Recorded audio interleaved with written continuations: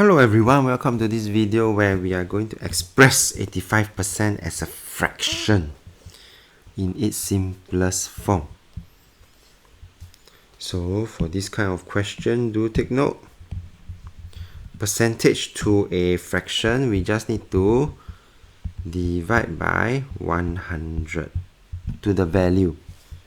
So 85, I would then need to be dividing by 100. And this will give me a value of